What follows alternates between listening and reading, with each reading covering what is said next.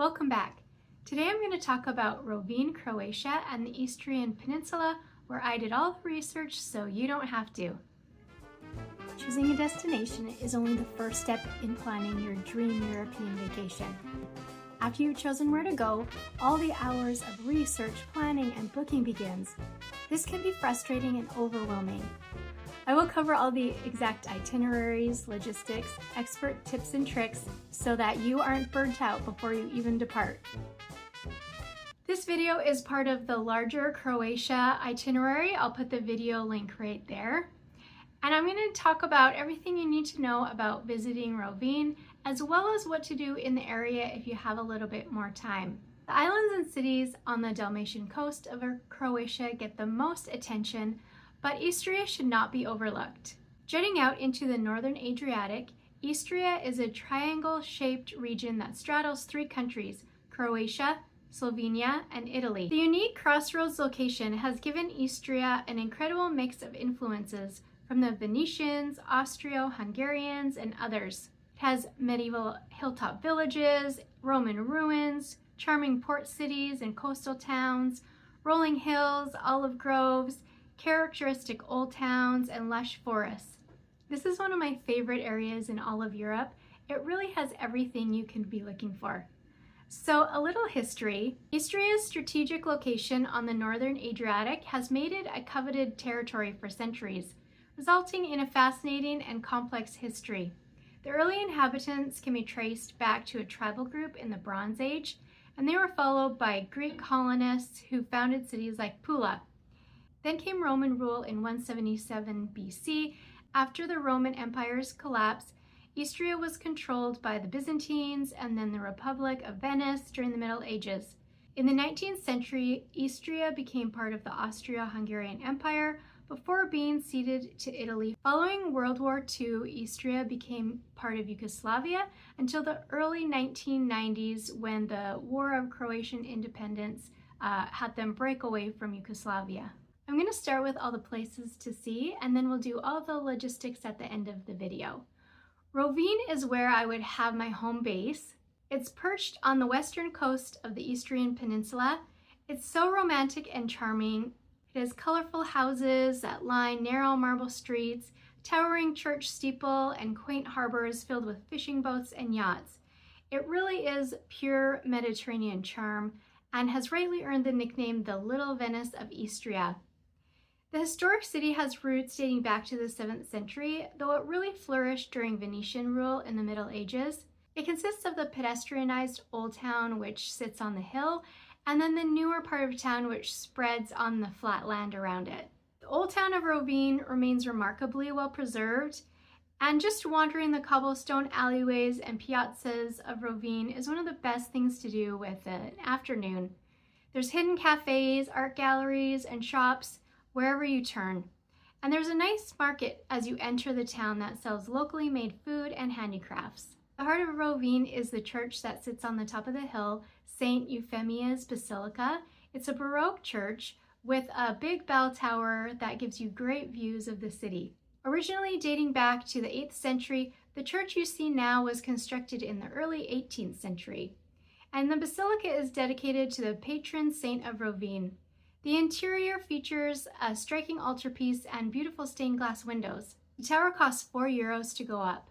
The marinas in Rovinj are another wonderful place to spend some time. The main harbor is picturesque and lively, and there's restaurants and cafes along the promenade. This is the perfect place to grab some food and people watch. Rovinj has some excellent beach options as well. A little word of warning though, some of them are clothing optional. The beaches around Rovinj are either stone or pebble beaches, so make sure you bring your water shoes. After you've explored Rovinj itself, consider taking a quick boat ride out to Red Island. The ferries go every hour starting at 5:30 in the morning from the pier, and they only cost €5. This is an uninhabited island. It does have one hotel. There's also remnants of a monastery and beautiful trails and walkways throughout the island. And cliff jumping on the western side of the island is a popular activity. There are several beaches on the island, and again, just be aware at least one of them is a nude beach. I've organized this video by levels of importance as far as my opinion goes. So if you only have one day in the area, start with Rovinj, and then if you have another day, go to the hill towns. The first hill town we're going to talk about is Roving. This is perched atop a steep crest at over 900 feet. Roving is the quintessential Istrian hill town and the one that draws the biggest crowds.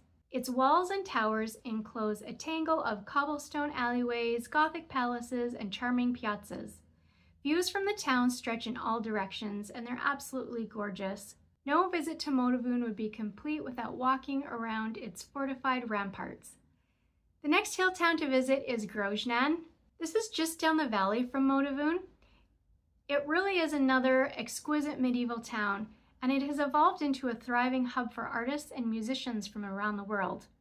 The lanes are lined with art galleries, studios, and workshops located inside historic stone buildings.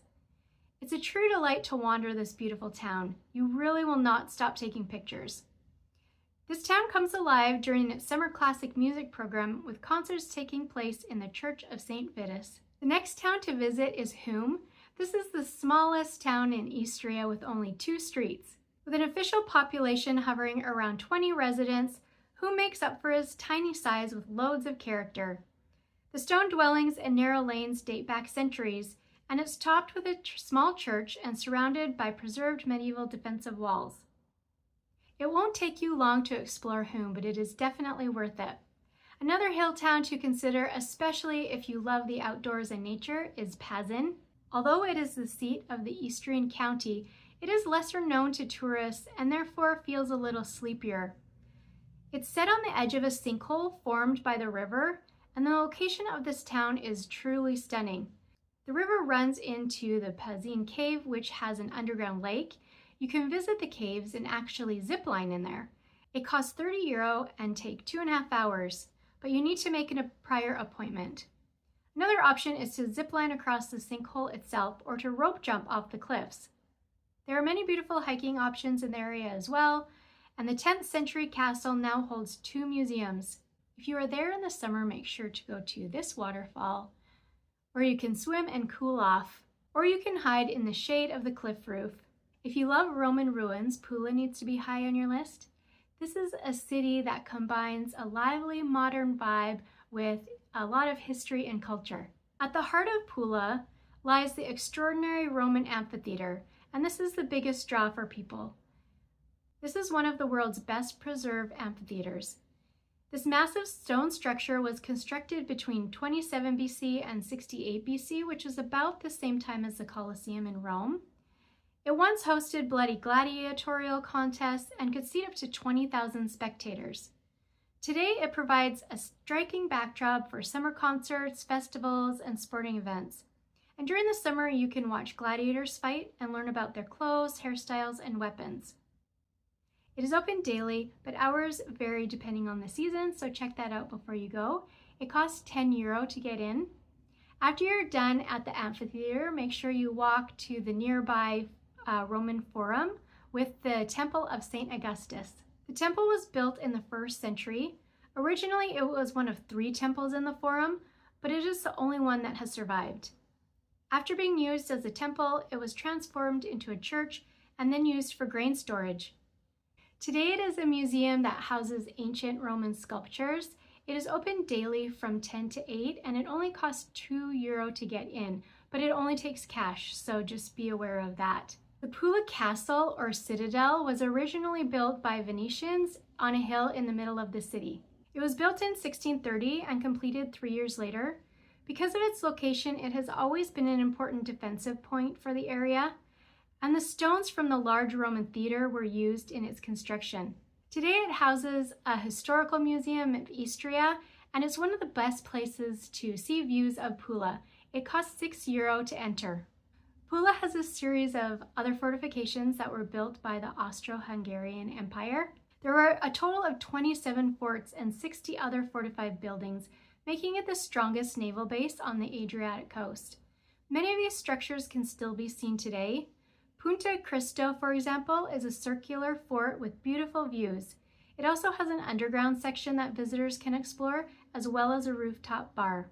Just southwest of Pula is the main destination for water sports. It's called Medellin, and it has jet skis, water skis, you can go sailing, you can rent banana boats, all sorts of fun water adventures. Fazana or Fazana, I'm not sure how you say it, is a beautiful seaside town to wander around. It has a delightful old town featuring picturesque squares, churches, terraced houses, alleyways, and a beautiful promenade. It has many nice beaches to enjoy as well. In the summer, it hosts a sardine festival in August, which is a fun experience. From the seaside, visitors can hop on a 15-minute boat ride for a day trip to explore the brilliant waters, coves, and beaches of the Brjuni National Park Islands. This 14-island archipelago was once the summer retreat of former Yugoslav leader Tito and is home to ancient ruins, dinosaur footprints, and an abundance of plant and wildlife. Only 2 of the islands are open to visitors. Veliki is the largest one and has a golf course, bird sanctuary, safari park, and botanical gardens. A 1-hour tourist train can take you around the island, showing you the main sights. Porik is a picturesque city along the coast. It's set on a peninsula similar to Rovinj. This city dates back to ancient times. The city's crowning glory is the UNESCO-listed 6th century Euphrasia Basilica. It's a wonderful example of Byzantine architecture, and it has intricate mosaics and stone carvings. Old Town is a labyrinth of narrow streets and charming houses with hidden courtyards, and the city's beaches provide ample opportunities for relaxation and water activities. Aquacolors is a fun water park that's just outside the city, and it's one of the largest in Southeast Europe. It costs €36 to get in for adults, and then there's reduced prices for kids, and there's also reduced prices if you're just going to go for a shorter amount of time. Bardine Cave is also right by Porik. Tours lasting 40 minutes takes you almost 200 feet underground through underground lakes and by many interesting formations. Costs €11 for adults, and times vary throughout the year. Okay, let's get into the logistics. So when is the best time to go? The high season, of course, is during the summer months of July and August. This is when you'll see the hottest temperatures, the biggest crowds, and the highest prices. Although it does get busy, it doesn't seem to be as busy as the cities further south on the Dalmatian coast. It seems like there's always a festival sometime in Istria during the summer months. May, June, September, and October are going to be your best months to come. There'll be slightly lower prices, slightly less tourists, and it'll be nice weather. If swimming is really important to you, September should still have quite warm water temperatures. Otherwise, October, May, and June are great times to come as well. Winter can be quite chilly, although for this Canadian girl, the winter temperatures seem pretty nice. An average in December is going to be 45 to 50 degrees Fahrenheit. Some restaurants and other things will be closed in the winter, and it will feel really sleepy and quiet, especially in the evenings. So how do you get there? Pula has an international airport with many European airlines coming in there. There is a shuttle bus from the airport to Rovinj if you need that as well. If you're looking for a bigger airport with more options, Ljubljana, Slovenia is going to be your best bet, and that's about a 2-hour drive from Istria. You can also get to this area by public transportation.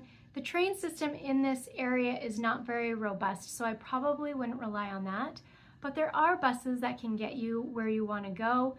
Flixbus is a company that runs buses through different cities in the area. If you have a car, reaching Istria by car is easy. The highway system is very good, and there's great signs, and so it makes driving a breeze. You can also reach this area by boat. There's a ferry from Venice into Porik, Pula, or Rovinj. So how should you get around? The best way to get around this area really is by car. So if you feel comfortable renting a car, that is what I would do. It'll give you the flexibility to go into any of the small towns and to be on your own schedule.